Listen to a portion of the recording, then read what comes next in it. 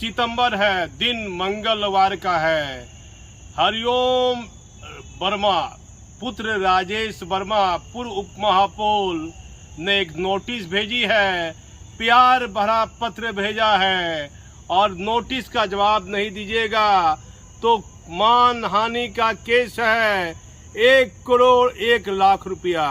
ये नोटिस कल मिली है 19 सितंबर को करीब 1:45 बजे और नोटिस में कई त्रुटियां हैं, उसका मैं जिक्र नहीं करना चाहता हूं। लेकिन जो कई अधिकारियों ने कहा कि भाई आपको 19 तारीख को नोटिस मिल गई है, पत्रकार महोदय अभी तक आपने खबर नहीं बनाई है।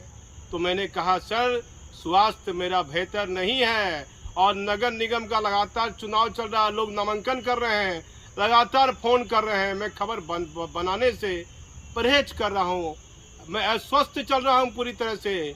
लगातार भागलपुर के सीनियर एसपी एक हत्या के मामले में पीसी करते हैं, उसमें जाना पड़ता है, फिर एक बबरगंज में हत्या हो जाती है, भागलपुर की तरफ पुलिस हेडक्वार्टर का ध्यान पड़ जाता है और व्यस्त हो जाता हूं। किसी को ये क्या मतलब है कि आप स्वस्थ हैं या अस्वस्थ हैं, लेकिन नोटिस मिलने के बाद स्वाभाविक तौर पर मुझे सेम समय पर सेम तारीख पर ये खबर बनानी थी, लेकिन खबर बनाने में देरी हुई। उसके बाद मैंने कई खबर बनाई। एक वार्ड शिव कुमार वर्मा है जो 38 नंबर वार्ड से, जहां से राजेश वर्मा चुनाव लड़े थे, उसी वार्ड से वो प्रत्याशी फिर खड़े हुए हैं, मैंने उनका इंटरव्यू लिया। और उसके बाद एक आरपीएफ, पूरे देश में आरपीएफ का स्थापना दिवस आज मना है और मैं शुरू से आरपीएफ में जाता हूं। बिहार के कई सीनियर आईपीएस अधिकारी आरपीएफ में डीजी की सेवा दे चुके हैं। अब खबर आ जाइए, खबर है राजेश वर्मा पर। राजेश वर्मा, पिता का नाम हरिओम वर्मा, हरिओम वर्मा के पिता का नाम स्वर्गीय मट्टूमल जी वर्मा। आप देखिए, राजेश वर्मा ने नोटिस भेजी है, नोटिस छोटे भाई विशाल शर्मा का दस्तखत है, विशाल शर्मा के नाम भेजी है। मुझे एक अधिकारी ने कहा कि राजेश वर्मा का व्यवहार आपके प्रति, इतना कुछ खबर बनाने के बाद भी बहुत अच्छा व्यवहार है। उन्होंने खुद नोटिस नहीं की, अपने पिता से नोटिस नहीं कराई, अपने भाई से नोटिस कराई है। और आप ऐसी गलती मत कीजिएगा, आप खुद ही खबर बनाइएगा। तो मुझे स्वयं खबर बनानी मेरे ऊपर है, मेरे चैनल के ऊपर है।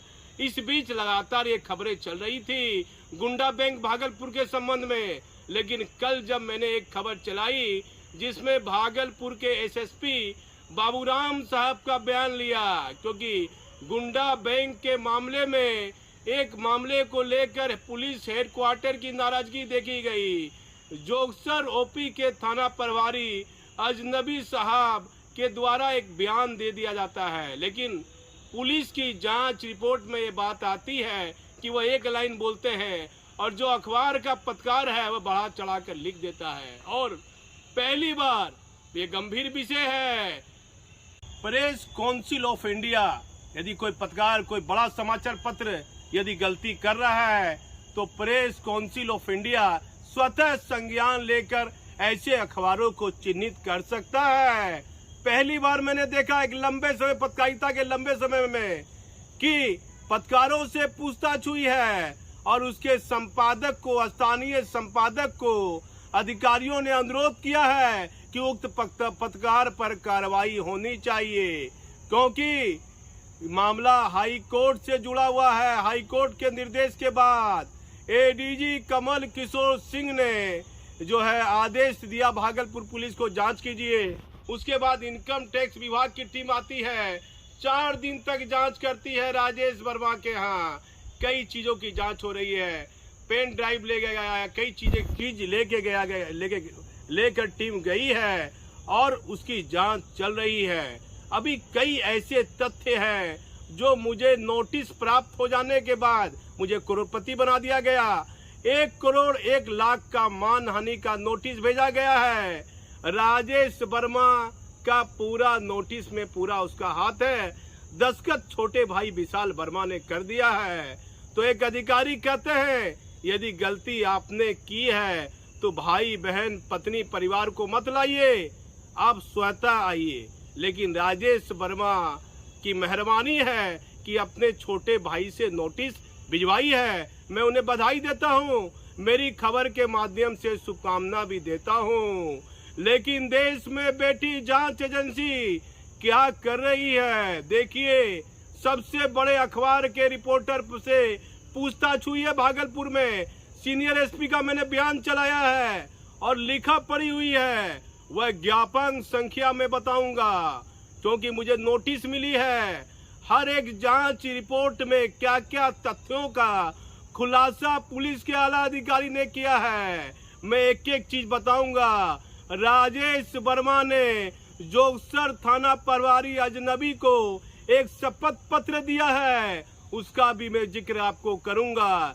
एक एक चीज का वह जिक्र करूंगा जो दस्तावेज में लिखे हैं, पुलिस के जांच में लिखे हैं। अब चले आइए, जो नोटिस में जिन तथ्यों का उल्लेख किया गया है, मुझे जवाब देने के लिए कहा गया है, वह वीडियो एक एक चीज, एक एक बयान मैं आपको पुनः कुछ कम देर का समाचार वह वीडियो दिखाता हूं। जो लोग आरोप प्रत्यारोप लगा रहे हैं और थाना में इसकी स्टेशन डायरी दर्ज की गई है, उसके भी दस्तावेज हैं। गोविंद शर्मा ने भी एक दस्तावेज दिए हैं, सबने दस्तखत किया है, आवेदन दिया है, उसकी वीडियो है। उसके बाद राजेश वर्मा जी, आपको क्या प्रमाण चाहिए? नोटिस का क्या जवाब चाहिए? लेकिन राजेश वर्मा जी की इस खबर बनने के बाद करीब 22 वर्षों के बाद एक बड़े अधिकारी फोन करते हैं, आईपीएस अधिकारी, क्या पत्रकार महोदय कोई समस्या आ गई है? मैं आपका वीडियो देख रहा हूं, आपका समाचार देख रहा हूं। वर्षों के बाद दिक्कत हुई है कि भागलपुर वाले पत्रकार को कोई लगता है समस्या आ गई है। मैंने कहा सर कोई समस्या नहीं है, मैं पूरी तरह स्वस्थ चल रहा हूं। लेकिन 22 वर्षों के बाद आपने मुझे फोन किया, इसलिए मेरी खबर के माध्यम से मैं आपको धन्यवाद देता हूं। मुसीबत मुझे कुछ नहीं है, मैं सच दिखाने का जरिया हूं। उस अधिकारी ने यह कहा कि अब देश में आईपीएस अधिकारी की गरिमा किस तरह से गिर रही है। एक आईपीएस अधिकारी है नवादा में, गौरव मंगला, अपने ही अधीनस्थ अधिकारी को हाजत में बंद कर देता है। और एडीजी है अनिल किशोर यादव, वह एफआईआर का ऑर्डर करते हैं और गया के आईजी उस मामले में डीजीपी से मार्गदर्शन मांगते हैं। मामला बड़ा हाई प्रोफाइल हो जाता है। लेकिन ये पुलिस विभाग को क्या हो गया है? पुलिस विभाग ऐसे गंभीर मामले में जब एसपी ने अपने ही अधीनस्थ अधिकारी को हाजत में बंद कर दिया और बिहार के मुख्यमंत्री नीतीश कुमार की चुप्पी कई तरह के सवाल खड़ा कर देती है। फिर वह अधिकारी कहता है कि एक आईजी है जो फिल्म बना रहा है, करोड़ों रुपए उसके फिल्म बनाने वाले कंपनी के अकाउंट में गए हैं। और जब वह गया का आईजी हुआ करता था तो वहां के 3 लोगों ने पैसे अकाउंट में जमा किए हैं। वह आईजी छुट्टी पर है। जब देश में कहने का मतलब उस अधिकारी का है, मेरे बड़े करीबी हैं। अब वर्षों के बाद कहा नौरंगी जी, प्रभावशाली लोगों के लिए कानून कहाँ है? आप देखिए, इतनी बड़ी बड़ी खबर आप चला रहे हैं, आपको कागजात भी मिल रहे हैं, लेकिन जब गुंडा बैंक के मामले में स्वतः आप पर आरोप लगता है तो क्या आपको अधिकारी मदद नहीं कर रहे हैं? तो मैंने कहा सर, जो अधिकारी एडीजी कमल किशोर सिंह है, मेरा उनसे कोई व्यक्तिगत नाता नहीं है। भागलपुर रेंज में नहीं रहे, जहां जहां मैं मुजफ्फरपुर, आरा, बक्सर रहा हूं, पूर्णिया रहा हूं, कई आईपीएस से मुलाकात हुई पत्रकारिता के दौरान, लेकिन कमल किशोर सिंह से, एडीजी से मेरा कोई परिचय नहीं है। तो कागजात कैसे मिलेंगे? तो उन्होंने कहा यदि इस गुंडा बैंक के संबंध में आपको कोई मदद चाहिए तो आपको मिलेगी, लेकिन नाम मत बताइएगा, क्योंकि हाई कोर्ट के निर्देश पर ये पूरी जांच हो रही है और पुलिस हेडक्वार्टर और आर्थिक अपराध इकाई इसकी जांच कर रही है। कागजात आप रखिए, कुछ बिंदु जांच रिपोर्ट की आप बताइए, जिससे कि राजेश वर्मा ने जो नोटिस भेजी है, जब वह दस्तावेज की जानकारी उनको देर सवेर मिलेगी तो उनको मालूम पड़ेगा कि कानून बड़ा है या राजेश वर्मा जी आप बड़े हैं। देखिए, अभी भी हरिओम वर्मा जी को अपने पुत्र पर वह लगाम नहीं कसे हैं। वह एक कव्वाली के कार्यक्रम में जाता है राजेश वर्मा, कहता है मैं सबसे लड़ता हूं, मैं सबका विरोध करता हूं। उन्होंने कुछ स्पीच दिया और उस स्पीच में कहा कि आरोप लगाना आसान है, इस आरोप को साबित नहीं किया जा सकता है। एक कव्वाली के कार्यक्रम में, वो कव्वाली के कार्यक्रम में जाते हैं, धार्मिक कार्यक्रम में जाते हैं। क्या हो सकता थी राजेश वर्मा जी उस धार्मिक कार्यक्रम में आपको अपनी सफाई देने की, क्योंकि वहाँ 1 लाख की संख्या में अल्पसंख्यक समाज के लोग उस कार्यक्रम में शामिल थे। राजेश वर्मा ने सोचा कि मैं ये बयान दे दूंगा तो लोग सोचेंगे नहीं भाई ये तो दूध का धोया हुआ है। इसी तरह राजेश वर्मा जोगसर थाना प्रभारी के द्वारा दिया गया बयान जो एक बड़े अखबार में छपता है, प्रेस बोर्ड ऑफ काउंसिल को इस स्वतः संज्ञान लेना चाहिए कि अखबार का भी मजाक उड़ रहा है, बड़े बड़े समाचार पत्र का मजाक उड़ रहा है। जांच रिपोर्ट में एक अखबार, एक रिपोर्टर का नाम पुलिस हेडक्वार्टर जा चुका है, मेरे पास है, और मैं गुंडा बैंक के संबंध में जितनी भी खबर बनाऊंगा वह मूल दस्तावेज के साथ रहेंगे। ज्ञापन संख्या में 4 या 5 अंक होता है, मान लीजिए 11, 15, 15, 11, तो मैं पहला या 2 नंबर बताऊंगा या लास्ट का ज्ञापन संख्या का 2 नंबर बताऊंगा। पूरा ज्ञापन संख्या का नंबर मैं नहीं बताऊंगा क्योंकि वह गोपनीय दस्तावेज है। और इस गुंडा बैंक से जुड़े हुए अनुसंधान के मामले में राजेश वर्मा पर क्या आरोप लगे। राजेश वर्मा ने एक शपथ पत्र जोगसर के थाना प्रभारी को दिया है, उसमें लिखा है कि मेरे पिताजी ने मुझे एक फ्लैट दिया है जिसका 18,000 रुपया मुझे किराया मिलता है। देखिए मैं सच दिखाने का जरिया हूँ, मेरा किसी से कोई निजी मतभेद नहीं है। विशाल वर्मा जी के बारे में एक लाइन भी मैं इधर से उधर नहीं कहूँगा क्योंकि राजेश वर्मा ने सारा किया है, सारा नोटिस, सारी लिखा पढ़ी, सारी मनगढ़ंत कहानी उनके द्वारा बनाई गई है। मैं न्यायालय का सम्मान करता हूँ और कहता हूँ कि आप पेश कीजिए, नोटिस के बदले आप कोर्ट के शरण में ले आइए मुझे, और बिंदु बार बिंदु आपका वकील सवाल करेगा और यदि मैं सही रहूंगा तो उसका जवाब कागजात माननीय न्यायालय को दिखाऊंगा। यदि मैं गलत रहूंगा, मानहानि का 1 करोड़ रुपया नहीं दे पाऊंगा तो मुझे सलाखों के पीछे जाने से कोई नहीं रोक सकता है। इसलिए राजेश वर्मा जी और पिताजी का नाम हरिओम वर्मा जी, हरिओम वर्मा जी पुत्र को समझाइए। बहुत कम उम्र में कितने कागजात में इसके नाम आए हैं। बांका में एक गंभीर मामले में नाम आया, पुलिस ने क्लीन चिट दे दिया। राजेश वर्मा जी आपने अपने भाई से नोटिस कराया है, अपने घर में किसको सबसे अधिक मानते हैं उसके माथे पर हाथ धरकर बयान दीजिए। जिस तरह आपने फेसबुक पर मुझे हाई कोर्ट का नकली जज बता दिया, उस तरह किसको घर में अधिक मानते हैं, माता को, और मैं किसी का नाम परिवार में नहीं लूंगा। निजी हमला पत्रकारिता के दौरान करना एक मूल रूप में अपराध मानता हूं मैं, लेकिन आप जिसे चाहते हैं उसे दिल ही दिल में हाथ रखकर कहिए। आप पर एक डीएम ने सृजन घोटाले में क्या लिखा, बांका की रिपोर्ट, क्या क्या राजेश वर्मा जी पर पुलिस के जांच रिपोर्ट में कितनी बार नाम आए, राजेश वर्मा की जन्म तिथि क्या है, अभी उसकी उम्र क्या है और इतनी उम्र में उन पर क्या आरोप लगे।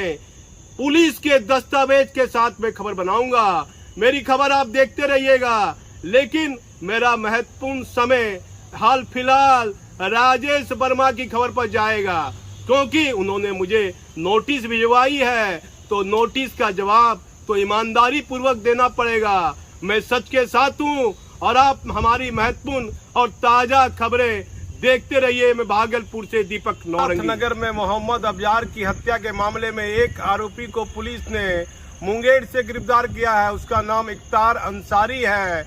अभी कुछ देर पहले सिटी एसपी ने पत्रकारों के ग्रुप में ये मैसेज भेजा है और कल एक प्रॉपर्टी डीलर अमरिंदर सिंह की जो हत्या हुई है उस मामले में सीनियर एसपी गंभीर दिखे सूचना नहीं देने में और कई गंभीर आरोप के मामले में थानेदार को सस्पेंड निलंबित कर दिया। लेकिन पुलिस हेडक्वार्टर का ध्यान भागलपुर पर है और भागलपुर के सीनियर अधिकारी सड़कों पर देखे जा रहे हैं। पुलिस के द्वारा फ्लैग मार्च निकाला जा रहा है, लेकिन अहम बिंदु पर ध्यान किसी का नहीं है कि आखिर विवादित जमीन जो लोग खरीद बेच रहे हैं, आखिर उनका पुराना आपराधिक इतिहास क्या है और ये लोग कौन हैं जो शहरी और ग्रामीण क्षेत्र में करोड़ों अरबों रुपए की संपत्ति खरीद रहे हैं। पुलिस को ऐसे मामले पर ध्यान देना चाहिए। मैं भागलपुर से दीपक नौरा। विनती है, हम गरीब आदमी किसी तरह से कमा के मेहंदी लगा के खाते हैं और हमने साथ बहुत बड़ा अन्याय किया, इसलिए आप मेरी मदद करिए और हम मेरा सामान दिलाइए, हमको जगह दिलाइए। हम जगह में रह सकते हैं, हम कि भाड़ा के घर में इधर उधर भटक रहे हैं। क्या मैंने कोई दबाव आपको डाला कि राजेश वर्मा के परिवार के खिलाफ बोलिए, हरिओम के परिवार के खिलाफ बोलिए? नहीं। कितना सालों से आप दर दर भटक रहे हैं? नहीं, हमको 4 साल से ऊपर होने लगा। सामान आपका टोटल सामान उसी के पास है? टोटल सामान उसी के पास। किस घर पर है? सोनापट्टी में। हाँ, सोनापट्टी काली मंदिर के बगल में। हाँ, वहीं पे सारा सामान था। आप देखिए हरिओम वर्मा, राजेश वर्मा का परिवार कैसे कोरोना महामारी के बीच विवादित जमीन खरीदता रहा और भागलपुर की पुलिस मौन बनकर बैठी रही। मुख्यमंत्री जी, आपने तो महिला के लिए बहुत कुछ किया है, आखिर इस महिला के साथ क्यों अन्याय हुआ है? ये हाथ जोड़कर खड़ी है, क्या बोलिएगा मुख्यमंत्री जी को? भैया मेरा सामान दिला दीजिए। हाँ, जो मेरा सामान पैक किया है, हाँ, तो मेरे साथ अन्याय किया है। हम गरीब आदमी हैं, किस तरह से मेहंदी लगा के अपना गुजारा करते हैं। मेरा सामान और हमको जगह दिला दीजिए। कितना साल हुआ आपको ताला मार दिया, सामान कैप्चर कर लिया? 4 साल से ऊपर होने लगा। 4 साल से ऊपर हो गया। हाँ। आप उस पर कोई कानूनी मैंने एक घर में किराया लिया, 22 महीना रह के गया, 44,000 रुपये मैंने भाड़ा दिया और किसी तरह से इधर उधर भटक के जहाँ मेहंदी लगाने जाती हूँ, खाना मैं उधर ही खा के आती हूँ और वो पैसा जमा करके मैं किराया दी। जहाँ ये मेहंदी लगाने के लिए जाती है वहीं ये खाना खाती है।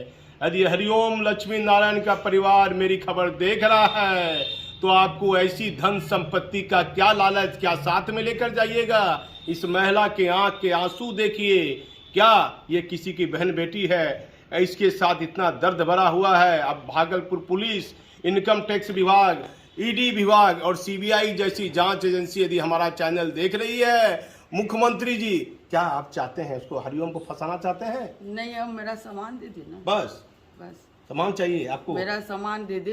हाँ, और हमको जगह दे दे। हाँ, अभी भी ये महिला कह रही है कि मेरे में हिम्मत नहीं है, मैं उसको फंसाना नहीं चाहती हूँ, मेरी जगह, मेरा सामान दे दे मुझे।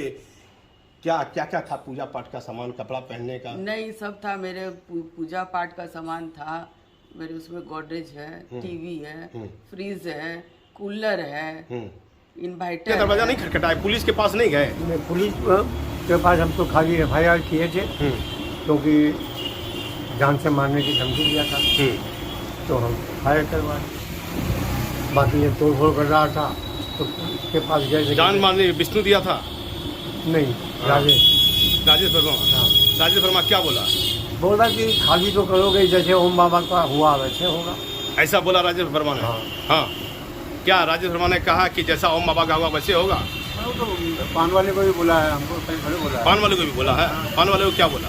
रख के बात किया। हाँ, क्या रखा सामने? पिस्तौल रख दिया? हाँ, पान वाले के सामने में। हाँ। और क्या बोला पान वाले को? हमें बात तो नहीं रखा पिस्तौल। हाँ, हमको तो दूसरे से करवाया है। हाँ, कि जैसे ओम बाबा खाली किया था ना, हाँ, वैसे खाली करेगा। हाँ। ओम बाबा को कैसे खाली किया था आप समझ हाँ। रहे हैं? अच्छा, आप इतने वृद्ध व्यक्ति हैं, क्या सच बोल रहे हैं? ऐसा बोला है? हाँ, हाँ। तभी तो हम FIR किए। मेरा FIR है।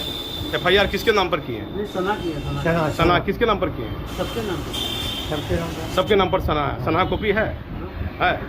सना का कॉपी है, दिखाइए। दारू बेचता है और गलत काम करता है, 35-40 बार ये जेल जा के आ चुका है। तो हमारे द्वारा कहा गया कि सर अभी तुरंत हमारा जांच कराया जाए। इतना बड़ा 200-400 कमांडो के फोर्स में कोई आदमी कैसे शराब पी के आ सकता है? और मेरे घर पर फौरन चला जाए सर, सब चीज़ का जांच, मेरे घर का जांच पड़ताल किया जाए और मेरे पर एक भी आपराधिक केस हो सर, यहीं से हमको सजा दे करके जेल भेज दिया जाए। क्या उम्मीद आपको है न्याय की? लगातार आप अपील करते जा रहे हैं बिहार के मुख्यमंत्री को, मेरे चैनल की तरफ देखते हुए बोलिए। हाँ। उम्मीद आपको है? हाँ, हमको उम्मीद है बिहार के मुख्यमंत्री से, उप मुख्यमंत्री तेजस्वी यादव से, कि वो इस पर जो है कठोर से कठोर संज्ञान लें और कठोर नीतीश से कुमार कठोर नीतीश कुमार से भी बहुत उम्मीद है कि वो भी इस पर जो है कार्रवाई करें। देश की जांच एजेंसी को क्या बोलना देश चाहते की हैं? जांच एजेंसी इस पर सबसे से ज्यादा कार्रवाई किया जाए, इसके लिए मैं समर्पित। कितना जमीन आप इसको बेचे यार? इनको हमने करीब वही 15 करोड़ 14 करोड़ और 7 करोड़ 21 करोड़ का जमीन बेचा है। कोरोना में? कोरोना काल में। क्या पैसा इसके एवज में आपको ये दिया? एवरेज में मात्र 1,15,000 डायरी में लिख के दिया और झूठ सही बात